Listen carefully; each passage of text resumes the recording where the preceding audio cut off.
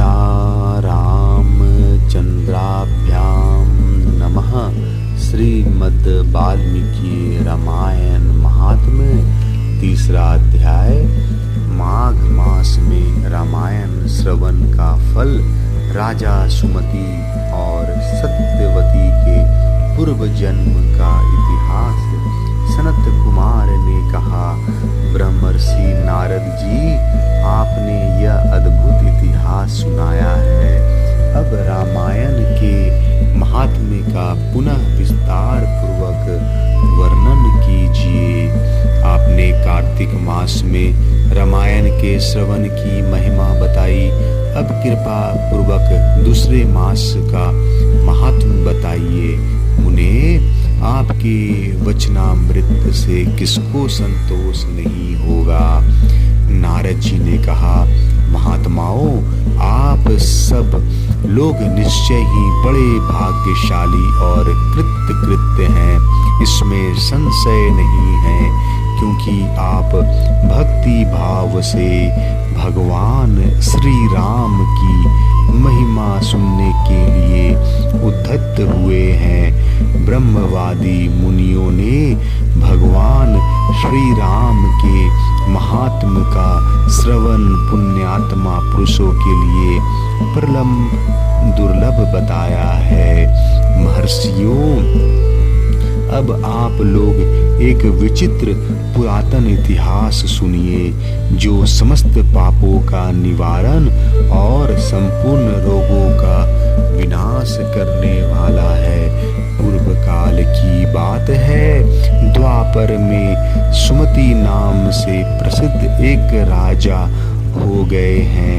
उनका नाम चंद्रवंश में, उनका जन्म चंद्रवंश में हुआ था। वे श्री संपन्न और सातों द्वीपों के एकमात्र सम्राट थे। उनका मन सदा धर्म में ही लगा रहता था। वे सत्यवादी तथा सब प्रकार की संपत्तियों से सुशोभित थे। सदा श्री राम की कथा का सेवन और श्री राम की ही समाधान में संलग्न रहते थे। श्री राम की पूजा अर्चा में लगे रहने वाले भक्तों की ही वे सदा सेवा करते थे। उनमें अहंकार नाम भी नहीं था। वे पूज्य पुरुषों के पूजन में तत्पर रहने वाले समदर्शी तथा सद्गुण संपन्न थे। राजा सुमति समस्त प्राणियों के हितैषी, शांत, कृतज्ञ और यशस्वी थे। उनकी परम सौभाग्यशालिनी पत्नी भी समस्त शुभ लक्षणों से सुशोभित थी। उसका नाम सत्यवती था। वह पतिव्रता थी। पति में ही उसके प्राण बसते थे। वे दोनों पति पत्नी सदा रामायण की ही पढ़ने और सुनने में संलग्न रहते थे। सदा अन्न का दान करते और प्रतिदिन जल दान में प्रवृत्त रहते। उन्होंने असंख्य पोखरों, बगीचे और बावड़ियों का निर्माण कराया था। महाभाग्य राजा सुमति भी सदा रामायण के ही अनुशीलन में लगे रहते थे। वे भक्ति भाव से भावित हो रामायण को ही बाँचते अथवा सुनते थे। इस प्रकार वे धर्मज्ञ नरेश सदा श्री राम की आराधना में ही तत्पर रहते थे। उनकी प्यारी पत्नी सत्यवती भी ऐसी ही थी। देवता भी उन दोनों दंपति की सदा भूरी भूरी प्रशंसा करते थे। एक दिन उन त्रिभुवन विख्यात धर्मात्मा राजा रानी को देखने के लिए विवांडक मुनि अपने बहुत से शिष्यों के साथ वहां आए। मुनिवर विवांडक को आया देख राजा सुमति को बड़ा सुख मिला। वे पूजा की विस्तृत सामग्री साथ ले पत्नी सहित उनकी आगवानी के लिए गए। जब मुनि का अतिथि सत्कार संपन्न हो गया और वे शांत भाव से आसन पर विराजमान हो गए, उस समय अपने आसन पर बैठे हुए भूपाल ने मुनि से हाथ जोड़कर कहा। राजा बोले, भगवन, आज आपके शुभागमन से मैं कृतार्थ हो गया, क्योंकि श्रेष्ठ पुरुष संतों के आगमन को सुखदायक बताकर उनकी प्रशंसा करते हैं। जहाँ महापुरुषों का प्रेम होता है, वहाँ सारी संपत्तियाँ अपने आप उपस्थित हो जाती है। वहाँ तेज, कीर्ति, धन और पुत्र सभी वस्तुएं उपलब्ध होती है।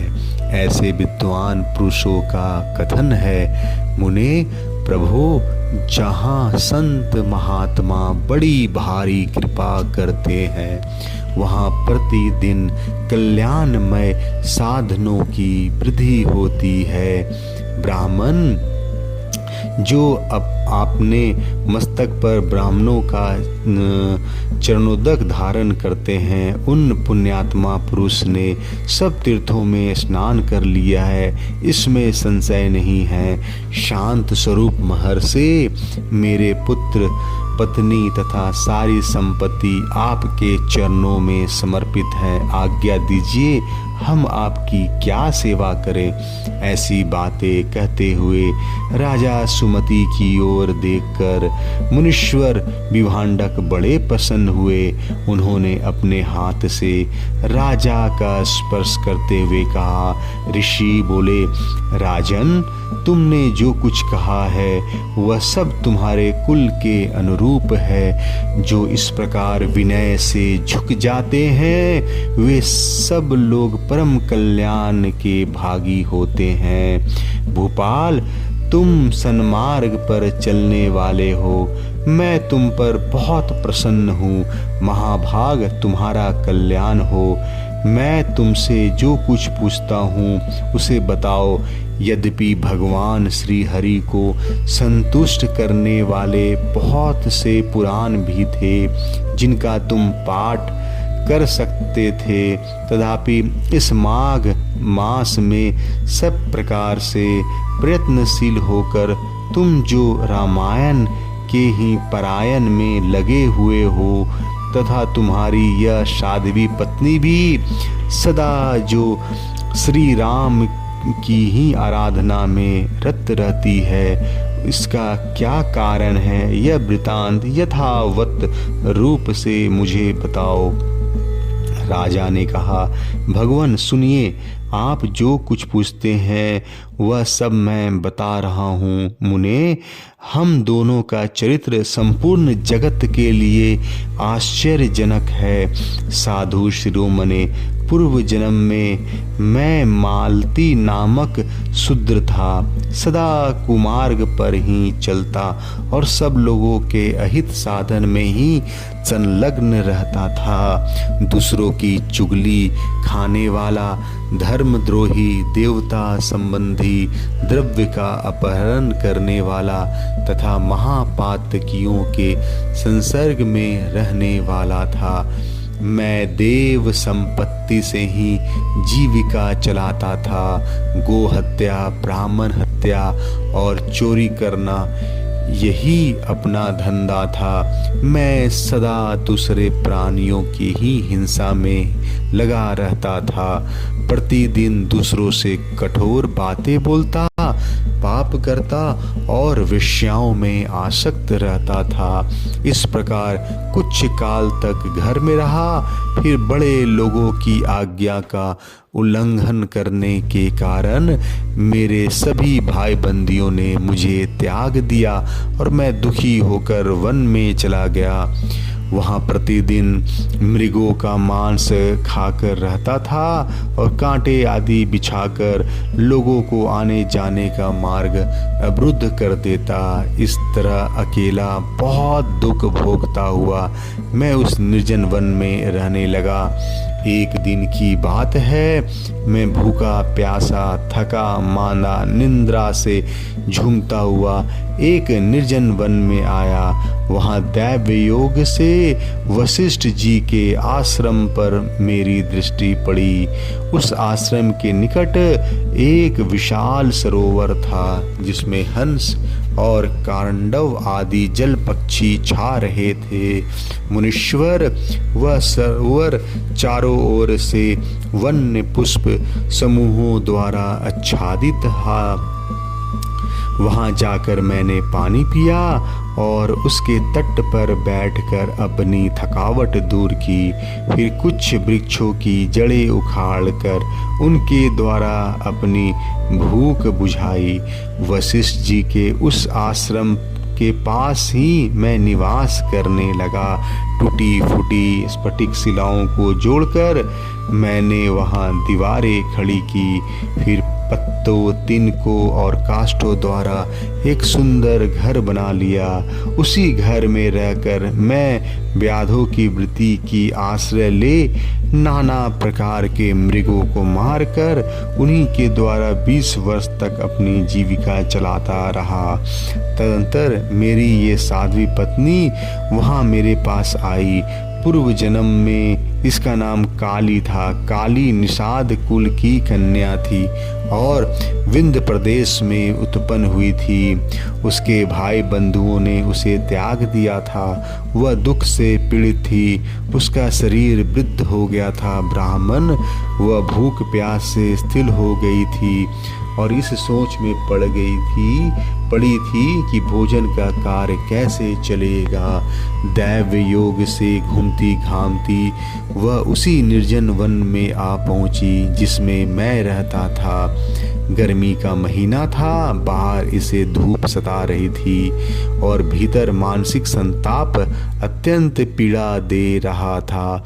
इस दुखनी नारी को देखकर मेरे मन में बड़ी दया आई। मैंने इसे पीने के लिए जल और खाने के लिए मांस और जंगली फल दिए। ब्राह्मण काली जब विश्राम कर चुकी तब मैंने उससे उसका यथावत वृतांत पूछा। महामुने, मेरे पूछने पर उसने जो अपने जन्म कर्म निवेदन किए थे उसे बताता हूँ, सुनिए।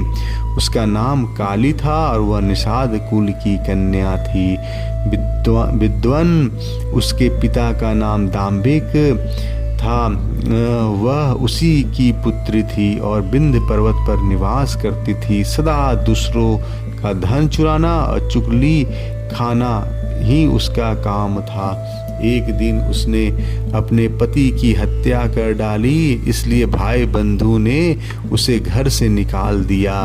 ब्राह्मण इस तरह परित्यक्ता काली उस दुर्गम एवं निर्जन वन में मेरे पास आई थी।